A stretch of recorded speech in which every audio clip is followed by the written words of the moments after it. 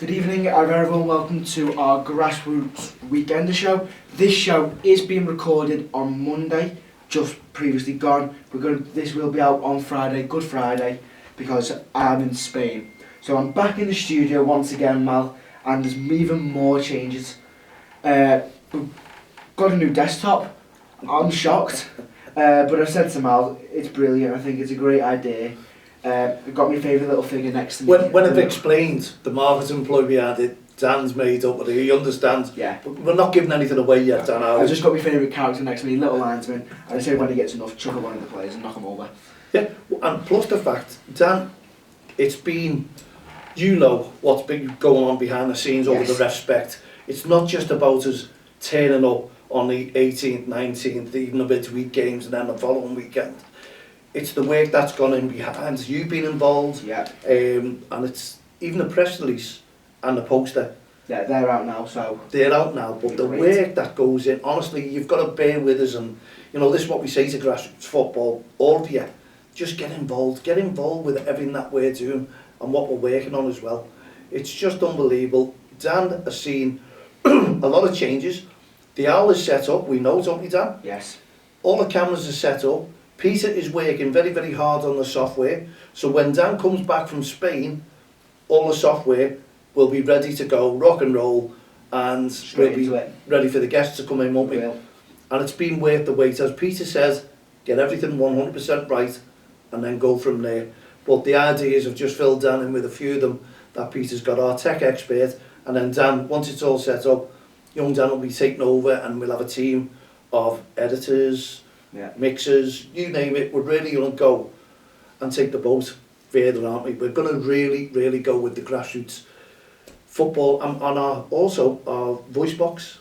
Yes. New kids on the block. In our phase 2 of Kids Voice Box. Yes, I love that. Get those through, and obviously I can mentor them, show them the ropes, and hopefully they're as good as what us 5 started out with.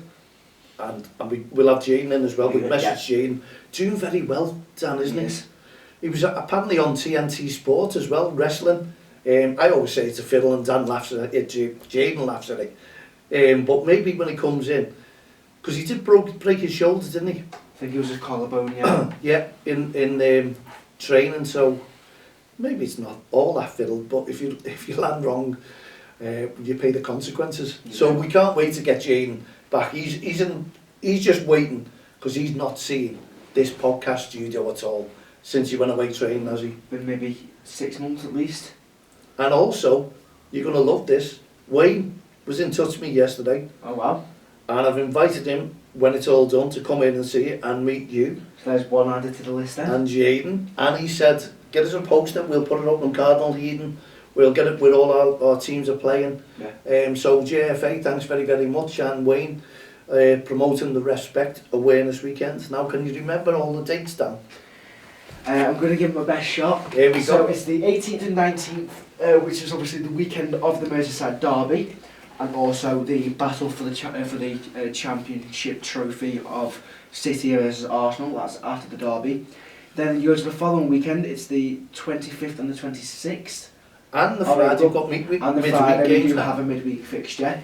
Then there's also the weekend before on the 12th. I thought you forgot that one. He's come back on that trophy. Mal, it's been said that many times, it's brainwashing. There you go. So he's brainwashed himself. He's telling everyone. He's passed on the story. Yeah. How's your refereeing been going over the weekends anyway? Been going good. So obviously yesterday I had my final fixtures of the weekend. It was a nice game, nice cup game, and then also had a youth football match earlier on in the morning.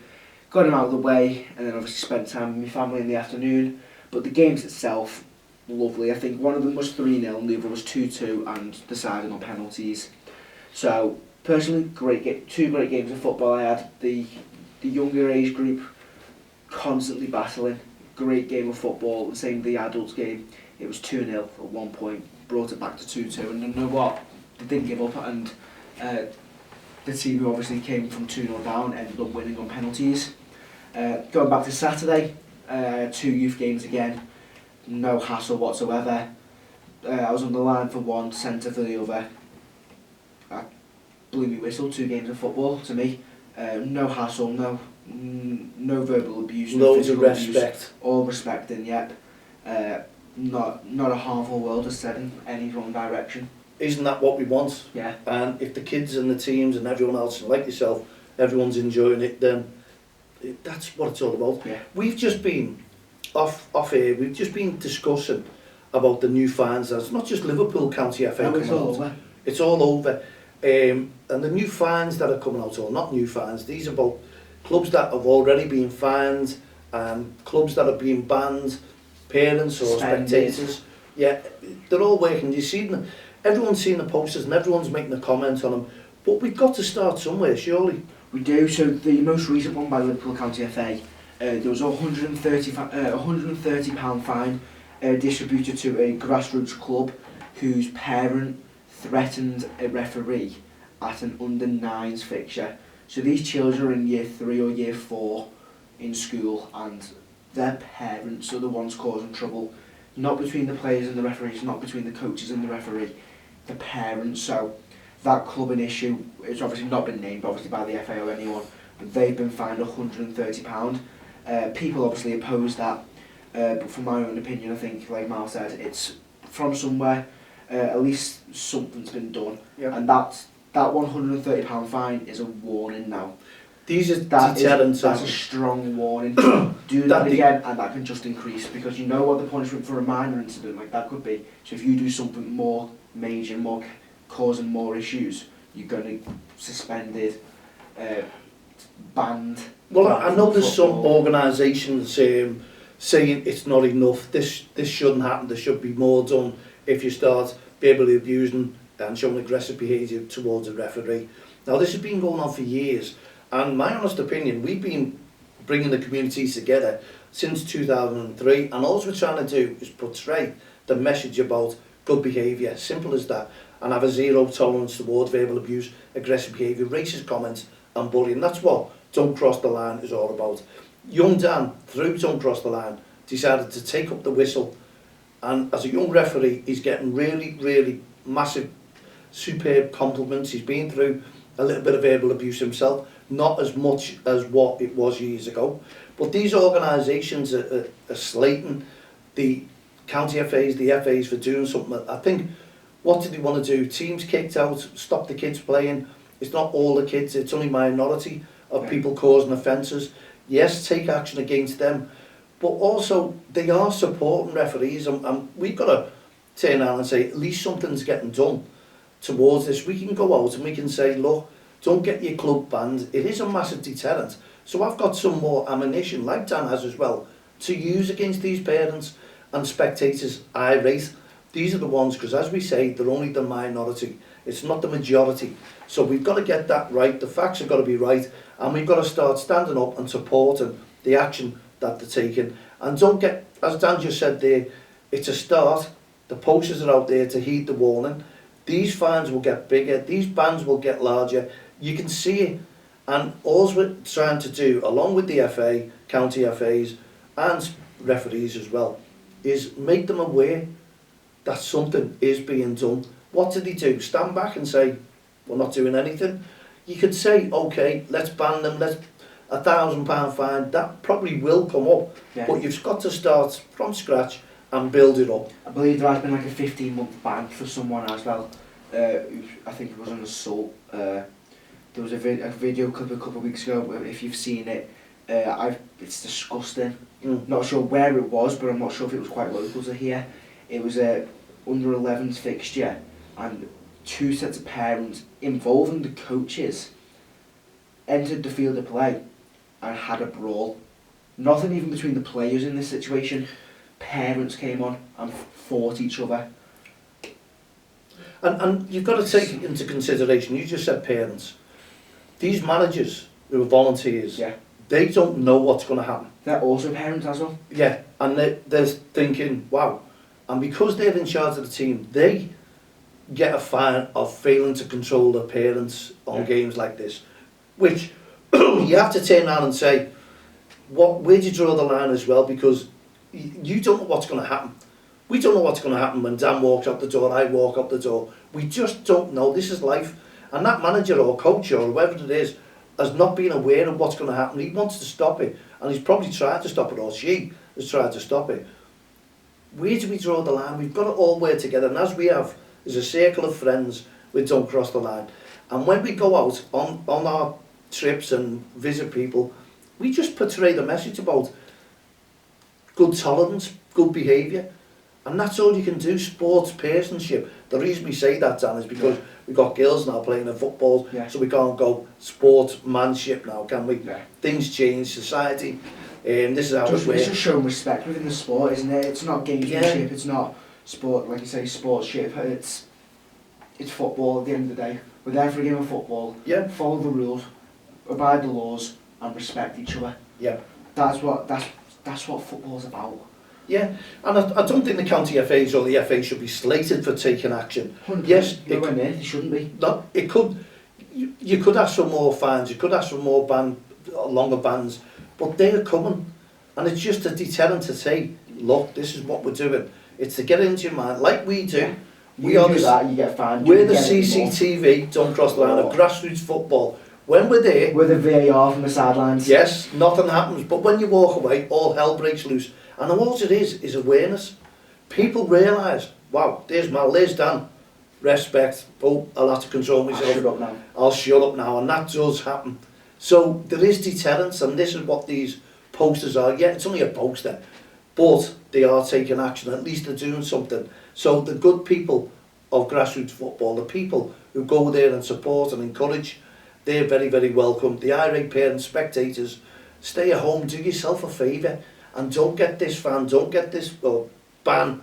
This is what we don't want. We just want the kids to enjoy themselves and leave the referees alone to develop their skills as well as the kids. Because a lot of referees want to go up the ladder or down the ladder, because in coaching it's different, isn't it? You go up the ladder, and on a referee, the levels come down to 1, 2, 3 to 7, and I think it's the highest 7 plus or something. So 7 is your grassroots, 6 is your senior grassroots, so you get more experienced grassroots. Level 5 is on that border if you want to go into the northwest counties. 4 and 3 are northwest counties and northern, like, premier counties. Your level 2 is the Vanarama National League, I believe, and then your level 1 is the EFL. And obviously you can't go through from the EFL to the PGMOL and the actual Premier League without going through, I think it's UEFA or FIFA, it's one of them. That obviously allows you to go to international games too, so you can do Champions League, Europa League, up to the World Cup. Well, your World Cup's FIFA referees, which is a separate qualification in itself. But now, I just want to put young Dan on the spot here as well. Now, he's a grassroots referee. What level are you aiming for, Dan? Level 1. Level 1. See? And young Dan's going to be that ambassador, and I hope he does it. Well. Yeah, and I'm 100% backing young Dan to do it. And we're going to introduce you to I've forgotten his name. Callum, look at him, he's remembered it. I've known him for years. I was with him on the weekend, and he was debating whether to take college seriously, which he is, or take refereeing seriously. So he's working around that, and Dan will as well, when he goes to college, he had to. And he's decided he wants to go and challenge for level 1. So we're bringing the two of them together, and probably we'll have a nice little show in here. Talk about it, what you've been through, what your challenges are, what you want to do, and how you can reach your goal. And you've got all the support in the world from Don't Cross the Line, because you're our ambassadors. And to me, I think it's just going to be absolutely fantastic. And you, as grassroots coaches, managers, and even parents, should respect what they're trying to do. They need to develop their skills as well. And if you're irate and you're on that pitch and you're shouting and screaming about decisions that they're learning at, like the kids are as well, then you're wrong. And as we say, stay at home, stay away from the game, and do yourself a favour and save your ban and save your fine. Yeah. Strong words, but exactly factual. You can't say much more there. No. Like we said, and just reiterate it a couple of times, just be respectful to each other. What I say when I start the game, leave every decision to me. Your parents are your parents on the sideline, your coaches coach for you, and I referee the game. Respect yourselves, respect each other, and most of all, respect me. That's all I ask for. That's all I ask for in a game of football. You're here for a game of football, so play football. And obviously, I'd say the other phrases. Go out there, enjoy the game. Yeah. We do me coin toss and we play football. And enjoy it. We do, yeah. And you must see, you know, it's an enjoyment for you to see because you're officiating the kids. Yeah. And you can see development in those kids as you go along. I look at the team. One of my first ever games when I refereed, the team I refereed on Saturday. It's a big stretch there, tired. Was one of the first All to teams. Spain tomorrow, tired. I know. Go on. One of the first teams I ever refereed, and I look at them now. Wow, the football they played 3 seasons ago when they were under 9s, under 10s, to compare now when they're playing under 11s. It's amazing football to see, and just the differentiation in skills, qualities, and the characteristics they've gathered over the couple of years. Well, I done a show the other day, and you know about the teams, and I had to pull out with the teams and let them go because we've got that much work on. Honestly, we've done cross the line respect, and Dan used to be one of these as well, no doubt, because when he first started playing football, you've got kids running the wrong way. They haven't got a clue where they're going. They're trying to score goals in any goal. You see a goal, they shoot. Yeah, and then one direction, they only have one direction, don't they? And they all pile in together, don't they all chasing that ball, there's no coordination. But the development a year on, people want to cast their minds back to that and think, do you know what? Mal and Dan are right. These kids develop through good coaching, through good attitudes, and good learning. And that's all we want to see these kids do. And a referee is doing that as well. When the rookie ref comes in, first game, they need to develop as well, their skills. You've got to give them that chance. My first game was awful. I look back now and say, oh my God, I've missed so many decisions from that game. What happened here? What happened in the first 10 minutes, 20 minutes, whatever. And I look at it now. But how did you feel though, Dan? You think on my first game. Have I just made a poor decision there? Not even on my first game then, if you look at it from that sense. There's a decision. Some people question it, some people don't. I'm like, they've got a point there. Have I missed it? What if I really missed it? What did I miss? Oh my God, the realisation that you did miss it and you know what you missed. Oh, I should have blown the whistle there. And the amount of young referees who've come up to me and said, gone now. Yeah, are you one of those referees at the end of the game, the manager comes up and goes, look ref, you got that one wrong. Are you one of them who go, I know? No. There's quite a few referees who have gone, do you know what I did? But I can only see what I can only give what I see. Yeah. And that time, that's all you've done. And as we said earlier, exactly. You're only human. That happened to me yesterday. Yeah. I didn't flag for an offside because they weren't. They were onside. They scored from it. Obviously, got questioned at the end of the match by the manager who conceded. And I just told him what I seen. I said, I'll be honest with you, mate. He was onside. Flag stayed down for a reason. You just couldn't defend it. If you're gonna, and then he starts turning and saying, I'm coming over being respectful. Don't walk away from it. I told you, I'm walking away. I've told you my decision. I've explained my decision to you, which you do not have to do, by the way, as a referee. No, you give a decision, you do not have to explain what you've given and why you've given it. I do, because that's just the type of person I am. Yeah, out of respect. I blew a whistle. He's just caught him there a little bit with the back heel. Just unlucky, just try and move your hand out of the way next time. Just click the corner of your hand or whatever. You've gone in late a little bit there. Just a brief explanation of that. You don't have to say a word. You blow your whistle, point in the direction forward against the attacking team, defending team, and you blow your whistle again for the restart. Don't have to say nothing. Plus those, we're always on about irate parents and spectators, but there's some great parents and managers and coaches out there as well that you come across and they've loads of banter. Like I said, the team on Saturday, I was speaking to one of the parents. He's got 2 sons who play different age groups for the same club. So they came from the first game, said, oh, this happened there. I'm just like, it happens. The second game, half time, there was one decision, I think, like I say, the realisation was the ball out of play. But the pitch had 2 games played on it prior, so the lines were started to fade out. I said the ball was in play and they played on, they scored. Half time comes and I'm just speaking to the same parent and he went, how'd you miss that? I just said to him, how can you see that? we're just laughing with each other, and I said, you know what, if they've stopped, probably might have been out, but from the position I was running in, I can't see if it's gone out or not. Matt, turn your phone off. I did. I did. Look, I took the silence off. Look, and why has it come off? It doesn't make sense, that. Oh, well. Anyway, just as a reminder that is to us to say that we're going over our time, but sometimes it's very interesting and we do give a couple of minutes over on the show as well, don't we? But no, like you say, I love to have a bit of banter with the players, each player. Like, someone has a shot off goal and some goes away, I'll just say, just do it again. Just retake it. Kind of stop like, no. And what we'll do, Dan, one day, we'll do a show with a couple of referees, get them in, we need to, and we'll ask them about the good banter that they've had, not just about the comments, the bad comments and all Someone that. asked me, can we keep playing until I score? I said no. I don't want to be here till next week, I want to be in Spain. Yeah, and what we'll do is have jumpers for goalposts as well. We put jumpers down and we'll have games on that one. And Dan doesn't know about jumpers from goalposts, but we'll go into that in more detail as well. We'll explain to him over when he comes back from his Easter break, as we say. Yeah. You know, and it is looking good. Everything's looking good. Mental health, that can destroy a referee and a child as well, can't it? Yeah. If the kids, that's why we keep working with our heart of gold. Yeah, and this is what we're saying as well.